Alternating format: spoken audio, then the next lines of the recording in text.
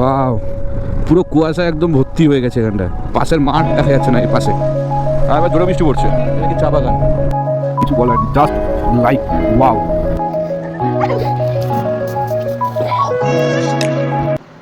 Good morning from Kolkata. তো আজকে রাইডটা শুরু করছি, এখন বাজে 4:15। তো বাড়ি থেকে শুরু করছি। ওর টাইটেল আর থাম্বনেল দেখে বুঝতে পেরে গেছে কোথায় যাচ্ছি। তো এখন বেশি কিছু বলবো না, শুরু করি রাইডটা। অনেক দিন পরে রাইডটা শুরু করছি, অনেক লম্বা গ্যাপ হয়ে গেছে। তো চলো সবাই একসঙ্গে যাই। আজকে আর একে নেবো না, একে আজকে রেখে দিয়ে যাবো। এই যে পাশেরটা রেডি করে নিয়েছি, গাড়িতে লাগেজও বাঁধা কমপ্লিট। এবার বেরোবো, একে খুব মিস করবো রাস্তায়। Good morning from bypass.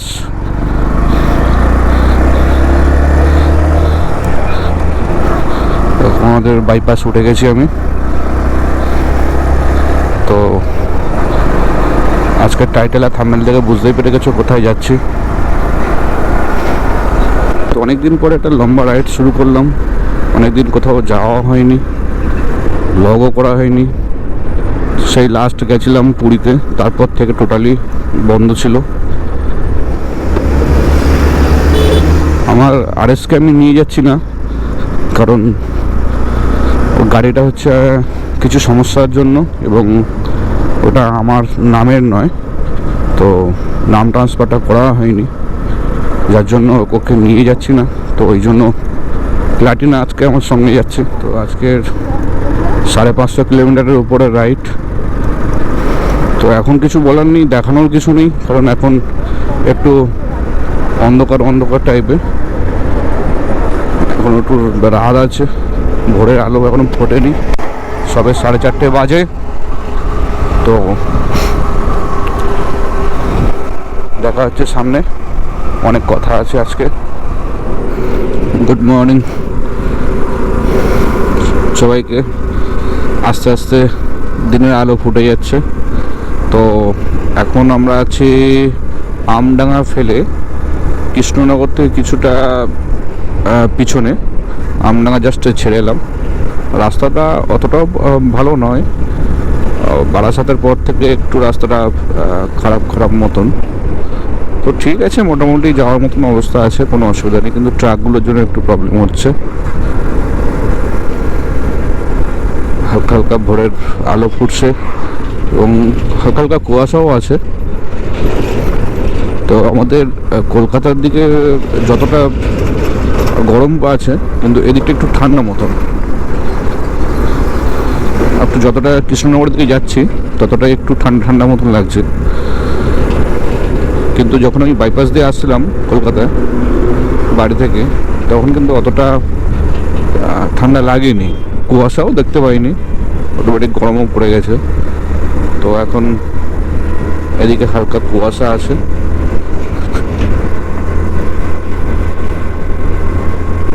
তো এখন যতটা পারবো একটু ট্রেনে যাব, এখন দাঁড়াবো না। ওয়াও, পুরো কুয়াশা একদম ভর্তি হয়ে গেছে এখানটায়। পুরো কুয়াশা, পুরো অন্ধকার কুয়াশা একদম। তো কতটা দেখা পাচ্ছে গোপ্রো ক্যাপচার করতে পারছে বুঝতে পারছি না, কিন্তু টোটালি পুরো কুয়াশা একদম। পাশের মাঠ দেখা যাচ্ছে না এই পাশে, সামনে একদম পুরো অন্ধকার হয়ে গেছে কুয়াশা।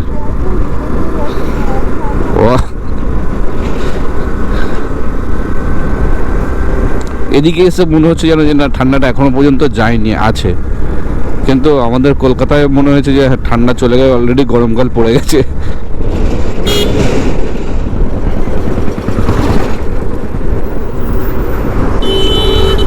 যে উঠে গেলাম কল্যাণী হাইওয়ে, অনেক কষ্টের পরে। এবার একটু রিল্যাক্সে চালাবো। তো নৈহাটির থেকে রাস্তা অনেকটাই খারাপ ছিল, অনেকটাই খারাপ। তো কল্যাণী হাইওয়ে পুরো কুয়াশায় ঢাকা। এখন টাইম হয়েছে 6:04। আর এই সবে কল্যাণী হাইওয়েতে উঠলাম। এখন টাইম দেখাচ্ছে 4টে 511 কিলোমিটার এখনও বাকি আছে। তো যতটা টাইম লস হয়েছে ওপরে আসতে, তো ততটা একটু টেনে চালাবো, যতটা মেকআপ করা যায়। তো দুপুরের মধ্যে মালদা হয়ে একদম কুয়াশায় ভর্তি, দেখাই যাচ্ছে না সামনে কিছু। রাখি বুঝতে, পুরো সামনে একদম কুয়াশা ভর্তি হয়ে গেছে, দেখাই যাচ্ছে না কিছু।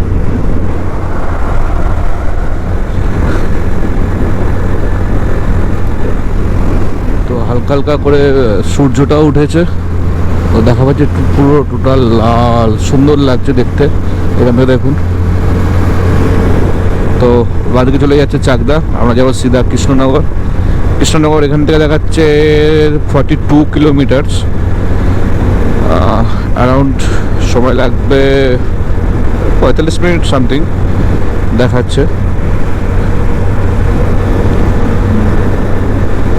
তো কুয়াশাটা একটু হালকা কেটেছে, এখন একটু ক্লিয়ারলি দেখাই যাচ্ছে। তো একটু আগে যা অবস্থা ছিল, কুয়াশা একদম মানে ঘিরে নিয়েছিল যেন আমাকে।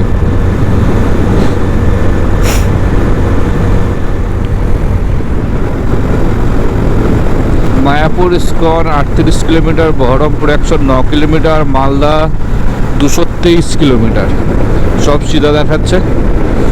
এখন আমাকে সোজাই যেতে হবে, কোনো ডান দিক বাদিক কিছুই নয়, সিধা। তো বাড়ি থেকে এই মুহূর্তে 110 কিলোমিটার পার হয়ে চলে এসেছি। তো সামনে একটা ব্রেক নেবো, কারণ আমি জানি না বাইকটা কতটা কি গরম হয়েছে। তো সকাল টাইমটা ওই জন্য মনে করেছিলাম যে একটু ট্রেনে চলে যাব, একটু রেস্ট দিয়ে যেতে হবে, কারণ কম সিসির বাইক বুঝতেই পারছো, একটু রেস্ট দেওয়াটাই বেটার হবে। কারণ এটাই হচ্ছে আমার এখন এক সপ্তাহের সঙ্গী। একে যদি ঠিক নিয়ে যেতে পারি, রাখতে পারি, তো আমরা ঠিকভাবে যাব এবং ঠিকভাবে ফিরে আসতে পারবো। তো একে কোনো রকমভাবে কোনো কষ্ট দেওয়া যাবে না।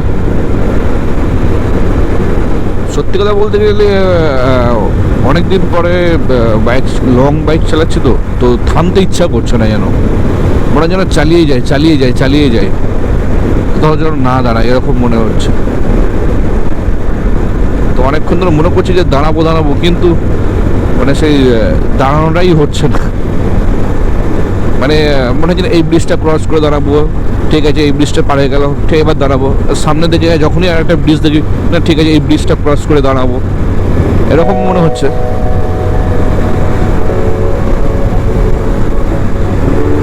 তো আমার সাউন্ডটা কতটা কি ভালো আসছে আমি তো কিছু বুঝতে পারছি না। তো ঠিক আছে, তোমরা ভিউ এনজয় করো।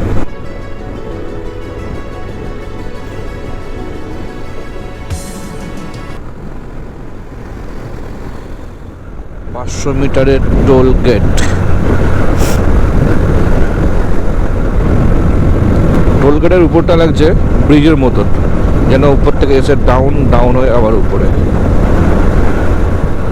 Krishnanagar Baharampur highway limited.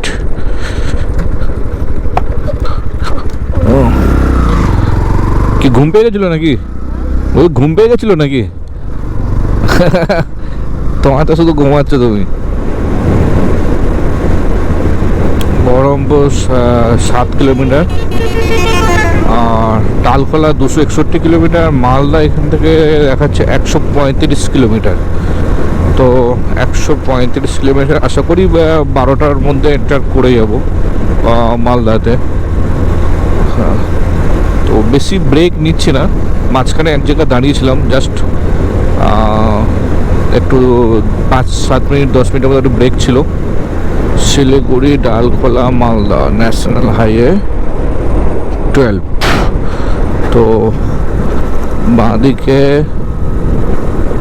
Baharampur town চলে যাচ্ছে, বাঁদিকে আমরা চলে যাব সিধা হাইওয়ে ধরে। এটা চলে যাচ্ছে বহরমপুর টাউনে বাঁদিকে, আর আমরা চলে যাচ্ছি সিধা, যেহেতু আমরা যাবো শিলিগুড়ি, তো সিধা রাস্তা। চলো যাই সোজা। ওয়েদারটাকে ফগি ওয়েদার, মেঘলা।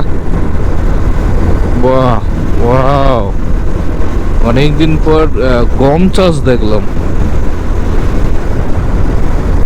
গম চাষ, কারা কারা গম চাষ দেখেছো জানিও আমাকে। ব্রিজটা দেখো সুপার লাগছে, সুপার নাকি? ব্রিজটা দেখো সুপার লাগছে।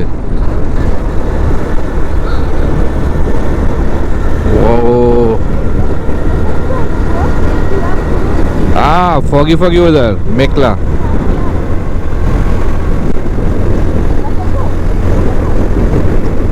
ব্রিজটা খুব সুন্দর লাগছে, খুব সুন্দর। মনে হয় যেন মেঘের কোল দিয়ে চিড়ে গিয়ে আমরা ভিতরে ঢুকছি, মেঘটাকে দুপারে দুপারে ভাগ করে দিয়ে যেন গিয়ে সামনে ঢুকছি, এত সুন্দর লাগছে। ও সুপার সুপার।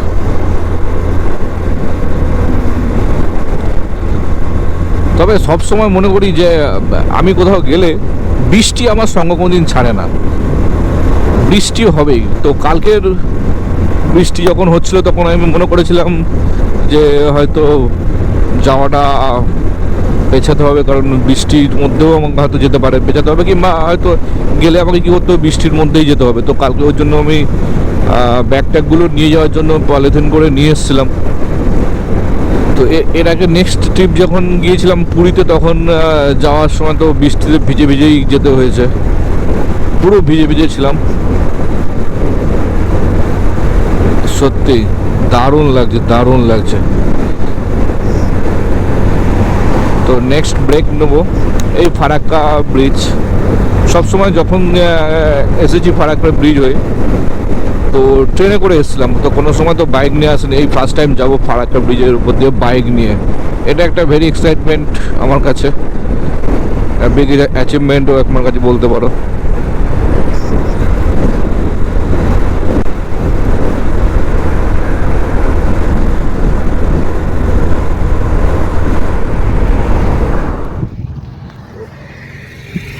ফাইনালি আমরা একটা জায়গায় এসে দাঁড়িয়েছি।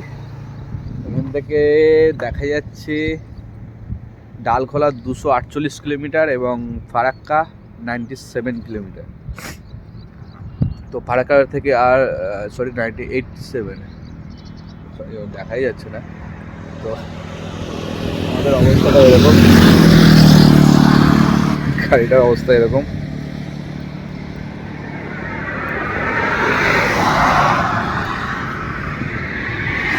দাঁড়িয়েছে পুরো ধুলোই ধুলো, একদম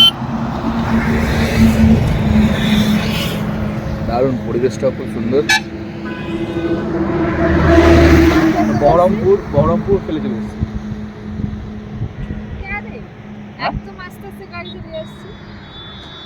60-65-70 এরকম চলছে। তবে আমরা রেস নিই না, আমরা সকাল থেকে এই মাত্র 2 নম্বরে একবার দাঁড়িয়েছিলাম 5 মিনিটের জন্য, আর ফেরেই দাঁড়ালাম। মানে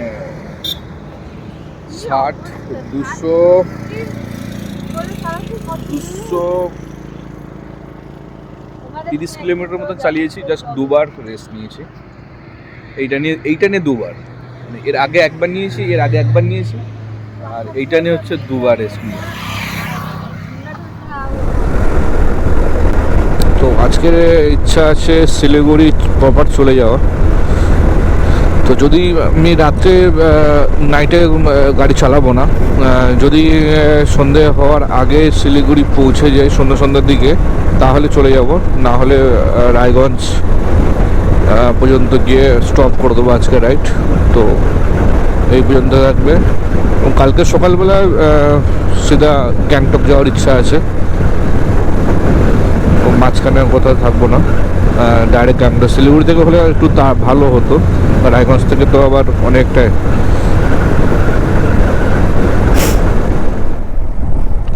তো একটু আগে হচ্ছিল বৃষ্টি, এখন ওয়েদার এদিকে ক্লিয়ার।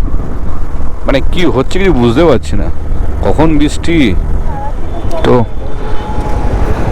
যে বাঁদিক চলে যাচ্ছে রামপুরহাট, সিধা ফারাক্কা। রামপুরহাট মানে তারাপীঠ, যারা যাবে বাঁদিকের রাস্তাটা চলে যাচ্ছে রামপুরহাট, তারাপীঠ, নলহাটি, সিউড়ি, ওইটা ওই বাঁদিকে দিয়ে চলে গেল। আর আমরা যাবো এখন সিধা ফারাক্কা। এখান থেকে আর দেখাচ্ছে 62 kilometre. 62 kilometers and Farakka barrage.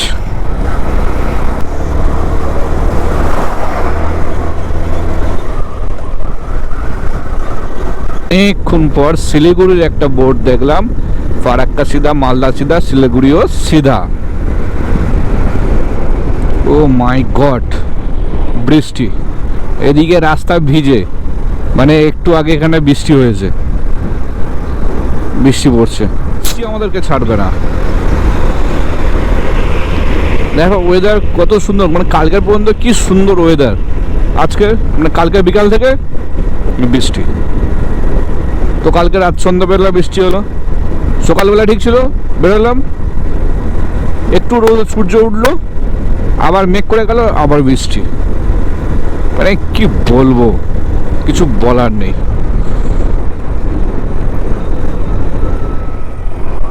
আবারও বৃষ্টি পড়ছে, আর এবার জোরে বৃষ্টি পড়ছে, আবার খুব জোরে ফের বৃষ্টি হচ্ছে। দেখি হালকা হালকা করে এগোই।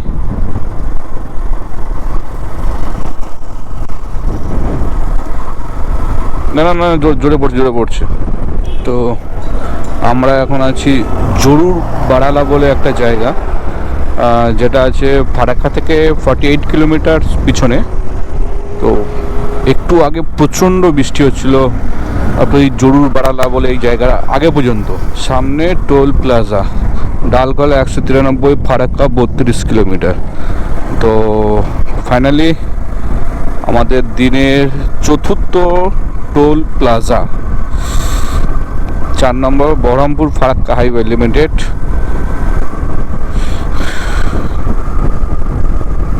ওই দিনের 4 নম্বর টোল প্লাজা এটা।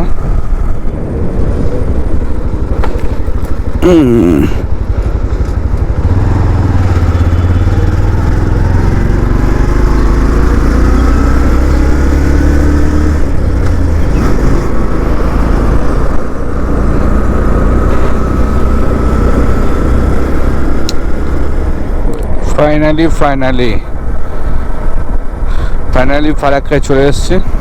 এখান থেকে ফারাক্কা ব্যারেজের ডিস্টেন্স হচ্ছে 1 কিলোমিটার, সিধা মালদা, বাঁদিকে রেল লাইন। আর জীবনের এই ফার্স্ট টাইম আমি ফারাক্কা ব্রিজে উঠছি, মানে বাইক নিয়ে। এর আগে গেছি ট্রেনে করে গেছি, পাশেই ট্রেন লাইন, তো বাইক নেই, ফার্স্ট এন্টার। রাখি আই এম এন্টার। গতিসীমা 20, ইয়েস। ও আরে করছি।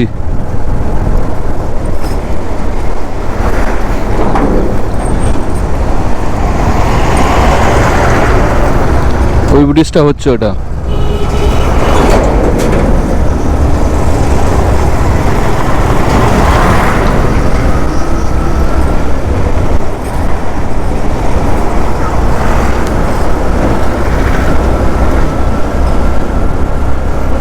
পাশে রেল।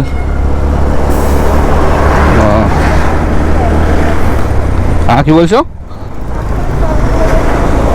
আরে এ পুরো টোটাল সব তো খোলে না, তো অনেক গেট আছে।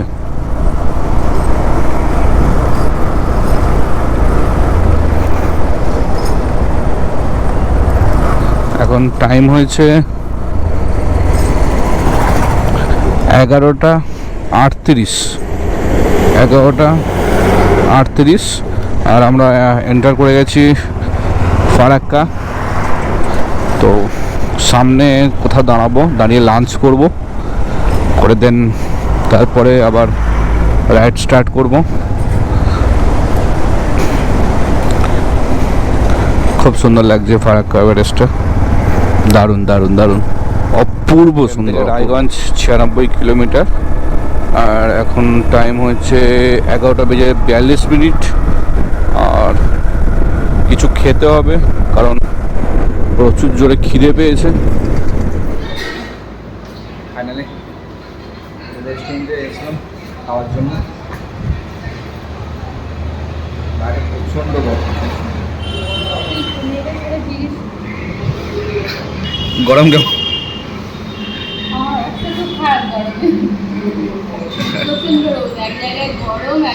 ঠান্ডা, একদিকে বৃষ্টি, মানে সব কিছু মিলেমিশে। আর এতটা রাস্তা শুধু রেনকোট পরে রোদের মধ্যে আসলে ভীষণ বিপদ ছোটবেলায়। দাঁড়াতে পারতাম, ইচ্ছা করে দাঁড়াইনি।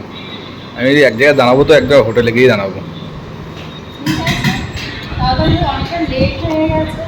হ্যাঁ, আমরা ফারাক্কাতে আধা ঘন্টা 1 ঘন্টা আমরা লেট। মানে আমরা রাস্তায় রেনকোট পরা আর রেনকোট পরা নামা করতে গোপ্রো খুলতে একবার লাগাচ্ছি, একবার বৃষ্টি আসছে আর একবার ধুয়ে নিচ্ছি, যেই বৃষ্টি কমে যাচ্ছে আবার লাগাচ্ছি, আবার খুলছি, আবার ঢোকাচ্ছি। মানে এইটা করতে করতে আমার প্রায় আধা ঘন্টার উপরে দেরি হয়ে গেছে। ঠিক আছে, এই খাবার চলে এসছে, আলু চকা, ভিন্ডি ভাজা, আলু ভাজা, স্যালাড, পাঁপড়, চাটনি, একটা সবজি, ডাল। এই যে ম্যাডাম খাওয়া শুরু করে দিয়েছে, তো আগে খেয়ে নিই, খেয়ে নিয়ে কথা হচ্ছে।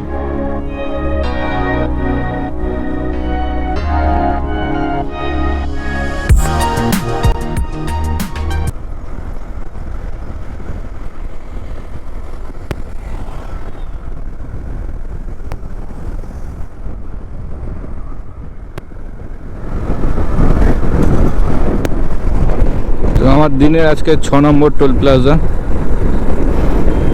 সামনে toll gate.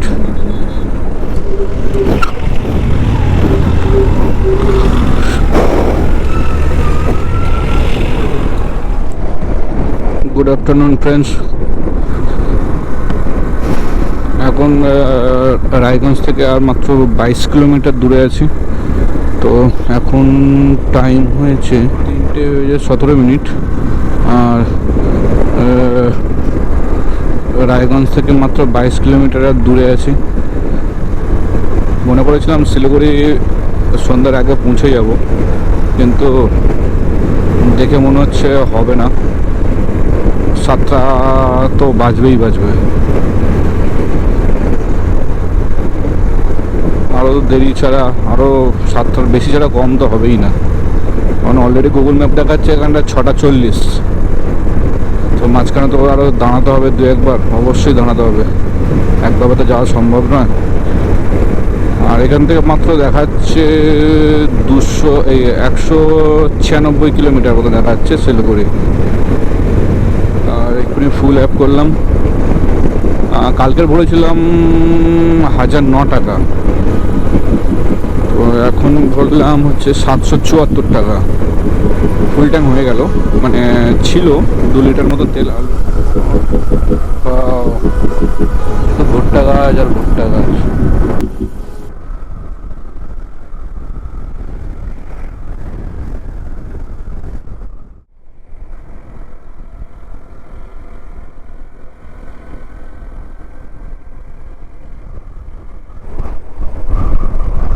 Finally Siliguri 85 kilometre যাব ডান দিকে, অনেক কষ্টে।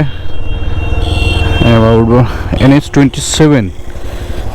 এটা হচ্ছে NH27, ন্যাশনাল হাইওয়ে 27। এই উঠে গেলাম ন্যাশনাল হাইওয়ে।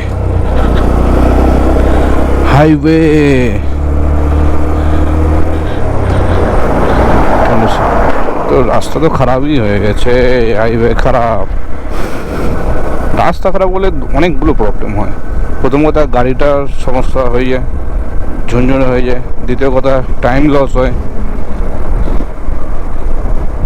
তৃতীয় কথা হেভি রিক্সি, কোনো গাড্ডায় কেউ পড়লে গাড়ির স্পিডও করতে পারে।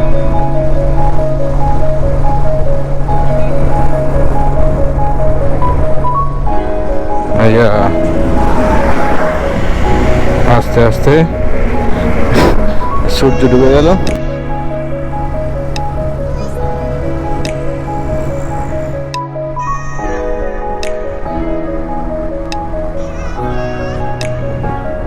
খুব সুন্দর। কি চা বাগান, এগুলো চা বাগান, এগুলো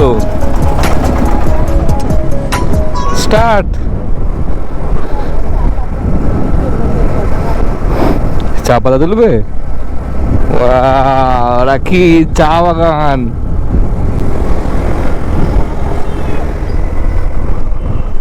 সত্যিকারে সূর্য উদয়ও দেখা গেল, সূর্য অস্ত্রও দেখলাম বাইকে বসে বসে।